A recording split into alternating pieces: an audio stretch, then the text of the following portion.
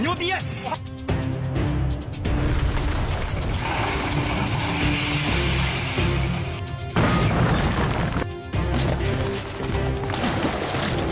！In the world of construction, you've got your architectural masterpieces, and then you've got China's Tofu-Dreg projects. The kind of stuff that makes you question the laws of physics. It starts small. You've got a guy peeling back his ceiling like it's old wallpaper, saying, "This house is a real Tofu-Dreg project. Look, the ceiling is just crumbling away. And what's inside? Rebar? Insulation? No. What is this in here? Oh wow, a Wang Zai cookie. Because nothing says structural integrity like a hidden snack. But hey, at least the stuff outside is solid, right? Wrong. Here's another guy showing off a manhole cover so fake, it's cracking apart in his hands. This manhole cover is way too soft, he says. 我能用牙齿咬碎井盖，你们信吗？ Let me just break off a piece and take a bite for you. Look! He's literally pretending to eat the street. When the ground you walk on is basically a prop from a low-budget movie, you know there's a problem. But crumbling ceilings and edible manhole covers, that's just the opening act. The punchline to this joke isn't funny, it's fatal.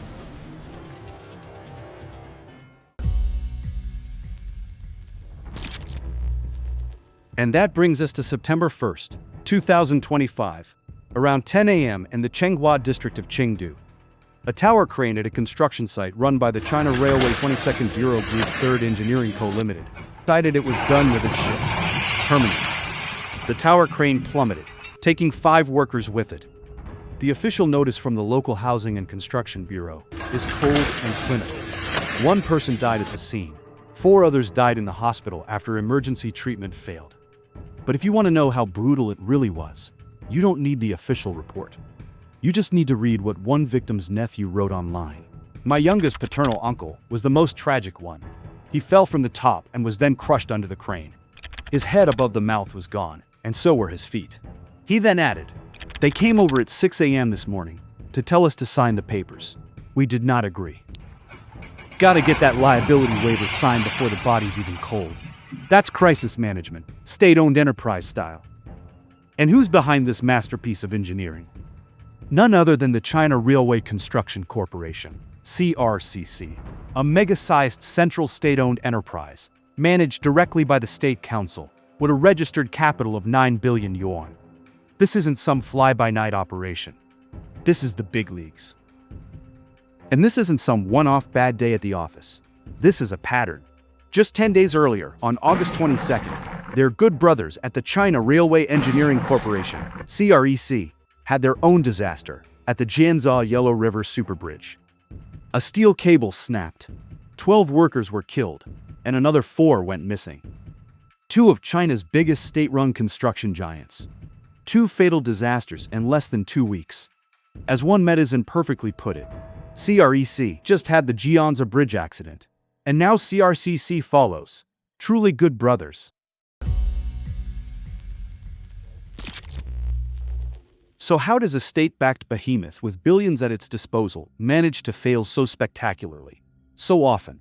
Well, the netizens have a theory, and it's called subcontracting. As they put it, these state-owned enterprises are fundamentally unreliable. They use the cover of being a state-owned enterprise to get projects and then subcontract them out 8 times. Another added, they only take the job, not do the work, just take a cut. And another, how many China railway projects don't squeeze their subordinates so hard they can't even afford water? They can only cut costs. How can accidents not happen? It's a race to the bottom, and the guys at the top are cashing checks while the guys on the ground are paying with their lives. One crane operator spelled out the reality of the job. Many projects rush their schedules, with overtime and back-to-back shifts, leading to driver fatigue. The crane's hardware is incomplete. Blind spots are large. It's full of safety hazards. Once an accident happens, it's all the crane operator's responsibility. And there's no overtime pay. It's tough. And just to make sure the official narrative stays clean, the videos of the aftermath started disappearing. The construction site was sealed off. And as one netizen reported, other videos that were posted have already been blocked. Because in the world of Tofu-Dreg construction, the only thing that moves faster than a falling crane is the delete button. But you don't have to be a construction worker to play Russian roulette with Chinese infrastructure. Sometimes, all you have to do is walk down the street. Which brings us to May 28, 2025, in Chongqing. A vlogger is doing a live stream, capturing the mundane reality of a city street. In the frame, a tour guide holding a little blue flag is leading her group. But then the building next to them decides to undress. Without a sound, without a warning, the entire scaffolding structure peels away from the building's face and comes crashing down in a waterfall of steel and bamboo. The tour guide, just seconds from being crushed, pulls off a Matrix-level dodge, sprinting back towards the camera as the world collapses exactly where she was standing. This is the middle of the city, where your daily walk to work can suddenly turn into a real-time disaster movie, with you as the unwilling star.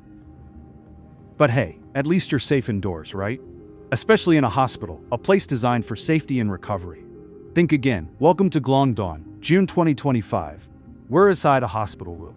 A patient is lying in bed, presumably trying to rest. But suddenly, the ceiling gives way and the whole thing comes crashing down, directly onto the patient. The video caption from the person who filmed it says it all. Disaster falls from the sky, a Tofu-Dreg project. This is a new level of absurdity. Now the very places you go to heal are actively trying to finish the job.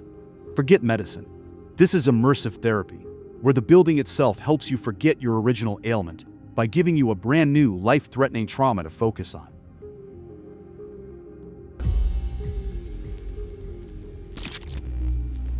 Their history, right?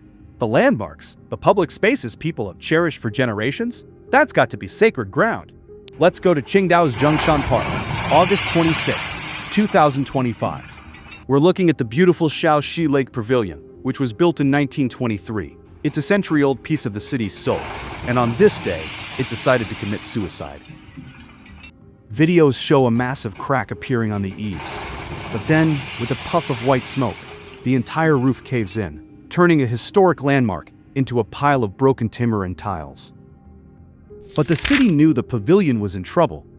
According to the Yangtze Evening Post, it was officially identified as a Grade C dangerous building back in 2024.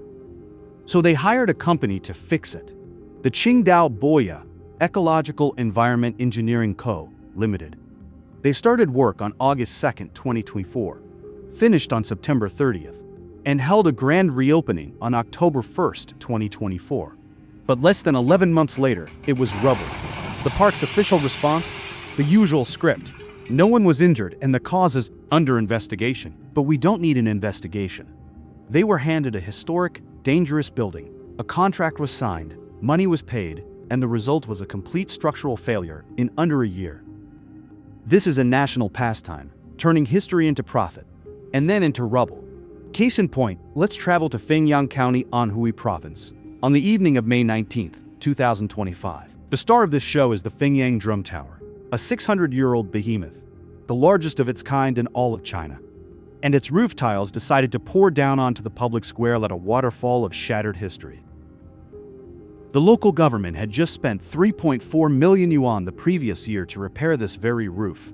Official records show the project was to replace damaged stone and loose tiles. Less than a year after cashing that check, the roof didn't just shed a few tiles, it collapsed in a massive, dusty avalanche.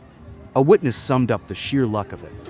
Luckily, it happened at this time. There was no one in the square. If it had happened later after dinner, there would have been a lot of kids playing outside. The official line, they called it tile shedding, but one content creator wasn't buying it. And he went on a tirade that perfectly captures the public's rage. 安徽凤阳的这个鼓楼啊，这个瓦片说是脱落。 Officials say it was just some tiles falling off. But to me, it looks like a partial collapse.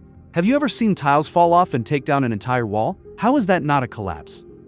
But of course, the authorities insist on calling it tile shedding. He continues, hitting the nail on the head. This is clearly a Tofu-Dreg project. Someone needs to be held accountable. Not just the construction team, but also the people who commissioned the work.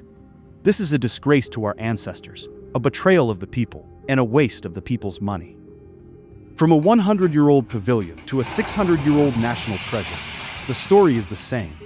These buildings survived centuries of war, famine, and revolution, only to be brought to their knees by a 21st-century government contract. They didn't renovate these landmarks. They put them on a taxpayer-funded fast track to demolition. So how does a 3.4 million yuan renovation on a 600-year-old landmark turn to dust in less than a year? How do you get a brand new building to fail? Let's take a look behind the curtain. First, the finished product. Here's a construction worker giving an exterior wall a gentle tap with his foot. Not a kick, a tap. And the wall disintegrates. It crumbles into dust like a stale cracker, exposing the hollow block frame underneath. And the worker says it all. 好家伙，现在这开发商盖房子， The mortar that developers use now is too poor. A house like this is supposed to have 70-year property rights. I think being able to live in it for 20 years would be good enough. 70 years on paper, 20 if you're lucky. That's the real math. But how do they achieve this level of structural anorexia? Let's look at the process. Here's a crew building a staircase. They've adopted a revolutionary minimalist approach, eliminating the need for pesky things like rebar or proper concrete bonding. Each step is just placed, with a thin smear of something that looks like toothpaste holding it all together. And what happens when these masterpieces of minimalist design, built using that exact recipe, are unleashed on the public? They don't always collapse in a single glorious fireball. Sometimes, the failure is a slow, agonizing process, a building disassembling itself, piece by piece. Let's go back to Chongqing, June 27th. We're looking up at a 33-story residential high-rise. This building isn't collapsing, not yet. It's just shedding. The exterior tiles are peeling off and raining down over 100 meters to the street below, smashing cars and turning the sidewalk into a kill zone. So, what's the solution to a building that's actively trying to undress itself? Do they evacuate? Condemn it? Of course not. The solution is to hire a team of rope access technicians, Spidermen, to rappel down the face of this vertical minefield, dangling from ropes as they manually pry off the thousands of loose tiles before they can fall and kill someone. By now, you've seen the pattern. Things fall down. But what happens when something falls down and there's a story to be told? That's when we move from simple incompetence to something much darker.